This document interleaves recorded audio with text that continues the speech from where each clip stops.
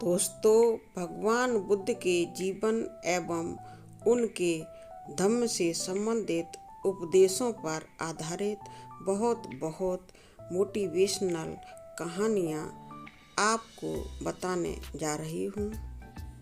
ये कहानियाँ आपके जीवन को सुख, शांति और खुशियों से भर सकती हैं। इसलिए आशा करती हूँ कि आप इन कहानियों को बहुत ही ध्यान से सुनेंगे और समझेंगे भी। तो फिर दोस्तों, भगवान बुद्ध की तरह ही मंद मंद मुस्कुराते हुए इन कहानियों का आनंद लेते हैं। पहली कहानी। यहाँ वो ही टिक सकेगा जिसमें धैर्य हो।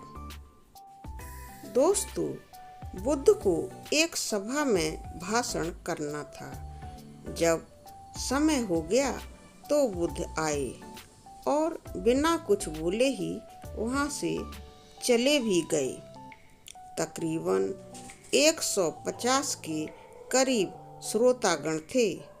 दूसरे दिन तकरीबन 100 लोग थे, पर फिर उन्होंने ऐसा ही किया, बिना बोले चले गए। इस बार 50 कम हो गए। तीसरा दिन जब आया तो केवल 60 के करीब ही लोग थे। महामानव बुद्ध आए। उन्होंने इधर उधर देखा और बिना कुछ बोले ही वापस भी चले गए। चौथा दिन हुआ तो कुछ लोग और कम हो गए।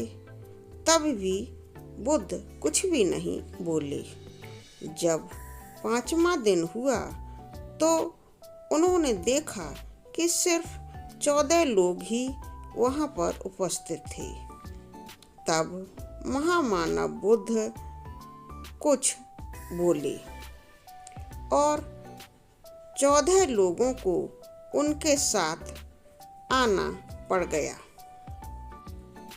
यानी कि दोस्तों, यहाँ पर इस बात से तात्पर्य यह है कि भगवान बुद्ध ने उन 14 लोगों को अपना शिष्य स्वीकार कर लिया। अब किसी जिज्ञासु व्यक्ति ने भगवान बुद्ध से पूछा, भगवान, आपने पिछले 4 दिनों में कुछ भी क्यों नहीं बोला? इसका क्या कारण था? तब बुद्ध ने उसको समझाते हुए कहा, मुझे भीड़ नहीं, काम करने वाले लोग चाहिए थे। यहाँ वो ही लोग टिक सकते हैं जिनमें धैर्य हो। जिन लोगों में धैर्य था वो बच गए, यानी कि यहाँ पर रह गए। भगवान बुद्ध ने प्रश्न करने वाले उस जिज्ञासु व्यक्ति को और भी आगे समझाया। उन्होंने उससे कहा, केवल लोगों की भीड़ ज्यादा होने से कोई धर्म सक्सेस नहीं होता है। धर्म को समझने वाले लोग चाहिए। तमाशा देखने वाले लोग रोज इधर उधर ताक झांक करते ही रहते हैं। समझने वाला इंसान बहुत धीरज रखता है। कई लोगों को दुनिया का तमाशा बहुत अच्छा लगता है। समझने वाला व्यक्ति शायद 1000 में एक ही हो, ऐसा भी देखा जाता है। दोस्तों, यह कहानी यहाँ पर खत्म होती है और दूसरी कहानी शुरू होती है। नाम है अंगुलीमाल डाकू। दोस्तों, बुद्ध भगवान के जमाने में कौशल राज्य में अंगुलीमाल नाम का एक डाकू रहता था, जिसके हाथ हमेशा खून से ही रंगे रहते थे। वह लोगों की हत्या कर उनकी उंगलियों को काटकर उसे अपनी माला में पिरो लिया करता था। इसीलिए उसका नाम अंगुलीमाल पड़ा था। वह बहुत क्रूर इंसान था। जिधर उसका इलाका था, लोग उस तरफ जाने से भी कतराते थे। राजा ने उसे पकड़ने के लिए कई बार अपनी सेनाएं भेजी, अनेक प्रयास किए, लेकिन सभी प्रयास असफल ही रहे। बुद्ध ने अपनी दिव्य दृष्टि से यह समझ लिया कि अंगुलीमाल के मन भी कहीं दया व करुणा की भावना सोई हुई है, बस उसे जगाने की आवश्यकता है। यह सोचकर बुद्ध भगवान अंगुलीमाल जहाँ रहता था उस ओर चल दिए, जिस ओर अंगुलीमाल का निवास था। लोगों ने बुद्ध को जाने से बहुत रोका, लेकिन वे बिल्कुल नहीं रुके। दोस्तों, अंगुलीमाल डाकू ने जब बुद्ध को अपनी ओर आता देखा तो उसने अपनी तलवार निकाली और तलवार लेकर बुद्ध की तरफ बहुत तेजी से दौड़ा, लेकिन बुद्ध अपनी स्वाभाविक गति से चलते ही रहे। उसने जोर जोर से चिल्लाकर कहा, रुको श्रमण, रुको श्रमण। बुद्ध रुक गए। जब अंगुलीमाल बुद्ध के निकट आया तो उन्होंने कहा, मैं तो रुक गया, लेकिन तू कब रुकेगा? तू भी पाप कर्म करने से रुक जा। मैं इसीलिए यहाँ आया हूँ कि तू भी सत्य पथ का अनुगामी बन जाए। तेरे अंदर भी पुण्य मरा नहीं है। यदि अंगुलीमाल तू इसे अवसर देगा तो यह तेरी काया पलट कर देगा। बुद्ध भगवान की यह बात इतनी ओजपूर्ण थी कि इसे सुनकर अंगुलीमाल के रोंगटे खड़े हो गए। उस पर बुद्ध के वचनों का बहुत ही अच्छा प्रभाव पड़ा। वह शीतल हो गया। भय, घृणा और प्रतिशोध की भावना से मुक्त हो गया। पहली बार किसी ने उससे इतने मृदु भाव से बात जो की थी। अंगुलीमाल ने कहा, आखिर मुनि ने मुझे जीत ही लिया। मुनि, आपकी दिव्य दृष्टि, दिव्य वाणी मुझे हमेशा के लिए पापों से विरत होने को कह रही है। मैं इस अनुशासन को स्वीकार करने को तैयार हूँ और अपने सारे पापों से विरत होने को तैयार हूँ। उसने अंगुलियों की माला उतारकर दूर फेंक दी और बुद्ध के चरणों में आकर गिर पड़ा। वह उसी समय भिक्षु हो गया और कुछ समय के बाद उसे अरहत पद भी प्राप्त हो गया। तो दोस्तों, अंगुलीमाल की कथा भी यहाँ पर खत्म होती है और अब है तीसरी कहानी। इस कहानी का नाम है बुद्ध ने सिखाई आत्मनियंत्रण की कला। दोस्तों, एक लड़का अत्यंत जिज्ञासु था। जहाँ भी उसे कोई नई चीज सीखने को मिलती, वह उसे सीखने के लिए फौरन तत्पर हो जाता। उसने एक बार एक तीर बनाने वाले से तीर बनाना सीखा, नाव बनाने वाले से नाव बनाना सीखा, मकान बनाने वाले से मकान बनाना सीखा, बांसुरी वाले से बांसुरी बनाना सीख लिया। इस प्रकार वह अनेक कलाओं में प्रवीण हो गया, लेकिन उसमें थोड़ा अहंकार आ गया। वह अपने परिजनों व मित्रों से कहता, इस पूरी दुनिया में मुझ जैसा प्रतिभावान यानी कि प्रतिभा का धनी कोई नहीं होगा। दोस्तों, एक बार उस लड़के के शहर में गौतम बुद्ध का आगमन हुआ। उन्होंने जब उस लड़के की कला और अहंकार दोनों के विषय में सुना तो मन में सोचा कि इस लड़के को एक ऐसी कला सिखानी चाहिए जो अब तक की सीखी कलाओं से बड़ी हो। वे भिक्षा का पात्र लेकर उसके पास गए। लड़के ने भगवान बुद्ध से पूछा, आप कौन हैं मुनि?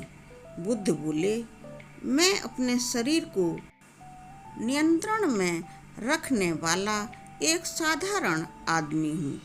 लड़के ने उन्हें अपनी बात स्पष्ट करने के लिए कहा। तब भगवान ने उससे कहा, जो तीर चलाना जानता है वह तीर चलाता है, जो नाव चलाता है वह नाव चलाना भी जानता है, जो मकान बनाना जानता है वह मकान बनाता है, मगर जो ज्ञानी है वह स्वयं पर शासन करता है, क्योंकि वह स्वयं पर शासन करना जानता है। दोस्तों, उस लड़के की समझ में कुछ नहीं आया। उसने झट से भगवान बुद्ध से पूछा, वह कैसे? बुद्ध ने उत्तर दिया, यदि कोई उसकी प्रशंसा करता है तो वह अभिमान से फूलकर खुश नहीं हो जाता, और यदि कोई उसकी निंदा करता है तो भी वह शांत बना रहता है, और ऐसा व्यक्ति ही सदैव आनंद में रहता है, बहुत खुश रहता है। लड़का जान गया कि सबसे बड़ी कला स्वयं को बस में रखना ही है। कथा का सार यह है कि आत्मनियंत्रण जब सध जाता है तो समभाव आ ही जाता है, और यही समभाव अनुकूल प्रतिकूल दोनों स्थितियों में हमें हमेशा प्रसन्न रखता है। दोस्तों, चौथी कहानी और इसका नाम है, क्या भगवान बुद्धा के प्रवचनों से भी कुछ ज़्यादा जरूरी है? दोस्तों, एक बार भगवान बुद्ध एक गांव में अपने एक किसान भक्त के यहाँ पर गए। शाम को किसान ने उनके प्रवचन का आयोजन किया। बुद्ध का प्रवचन सुनने के लिए गांव के सभी लोग उपस्थित थे, लेकिन वह भक्त ही कहीं दिखाई नहीं दे रहा था।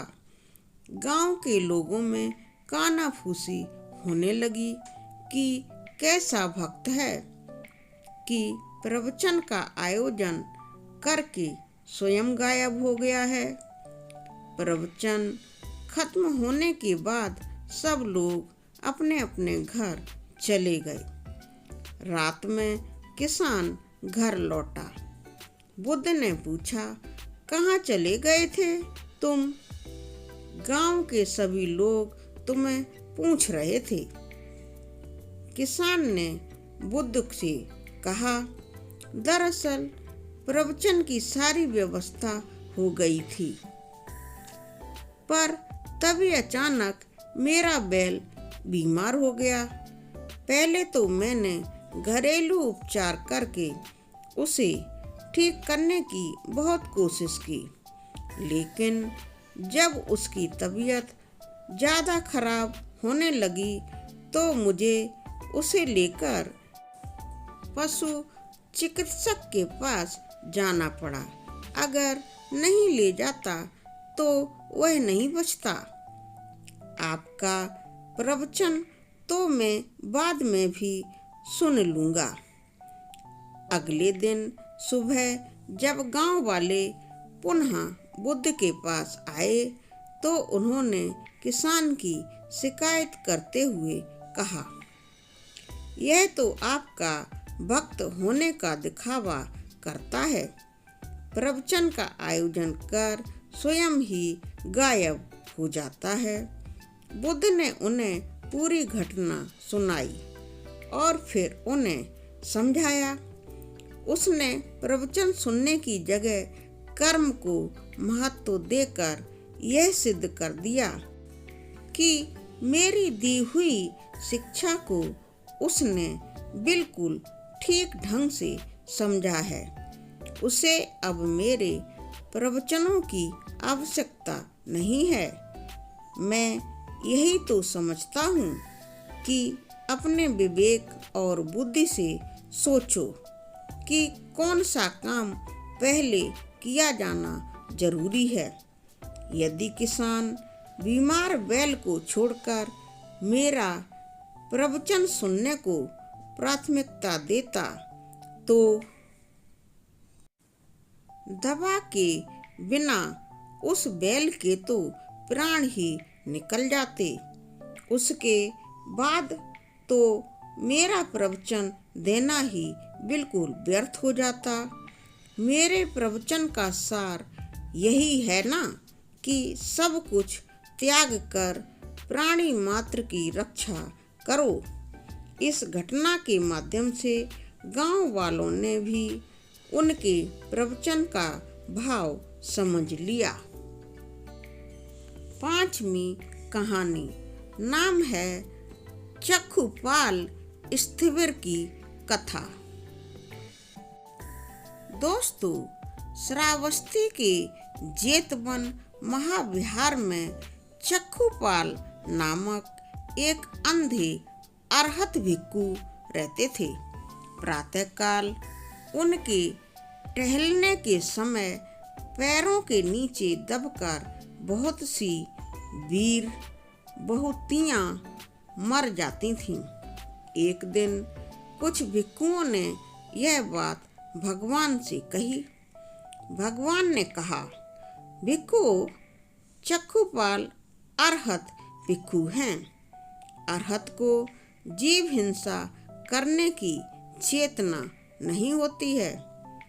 तब उन भिक्षुओं ने भगवान से पूछा, भंते, अरहत्तों की प्राप्ति करने के लिए पूर्व जन्म में पुण्य करने पर भी चक्षुपाल क्यों अंधे हो गए? भगवान ने कहा, चक्षुपाल ने अपने पूर्व जन्मों में एक बार वैध होकर बुरे विचार से एक स्त्री की आंखों को फोड़ डाला था। वह पाप कर्म तब से चक्षुपाल के पीछे पीछे लगा रहा, जिसने समय पाकर इस जन्म में अपना फल दिया है। जैसे बैलगाड़ी में जोते हुए बैलों के पैरों के पीछे पीछे चक्के चलते हैं, वैसे ही व्यक्ति का किया हुआ पाप कर्म अपना फल देने के लिए समय समय तक उसके पीछे पीछे लगा रहता है। तो दोस्तों, यहाँ पर ये 5 कहानियाँ पूरी होती हैं। दोस्तों, मेरे द्वारा बताई हुई सुनाई हुई ये भगवान बुद्ध की बहुत बहुत ज़्यादा मोटिवेशनल एवं अति सुंदर कहानियाँ आपको कैसी लगी? इन्हें सुनकर आप मोटिवेट हुए या नहीं? कृपया वीडियो के कमेंट सेक्शन में लिखकर अवश्य ही बताएं। वीडियो पर लाइक करें और अपने दोस्तों को यह वीडियो शेयर भी कर सकते हैं। चैनल को सब्सक्राइब करके हमें सपोर्ट करने की कोशिश अवश्य करें। धन्यवाद।